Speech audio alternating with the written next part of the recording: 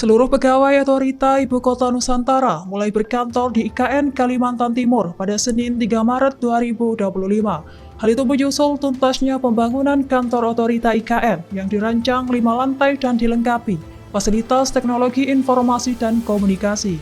Informasi itu dikonfirmasi oleh PLT Deputi Sarana dan Prasarana Otorita IKN Danis Hidayat Sumadilaga pada Senin 3 Maret 2025. Menurutnya sebanyak 500 pegawai mulai bekerja di IKN setelah sebelumnya berkantor di Balikpapan dan Jakarta.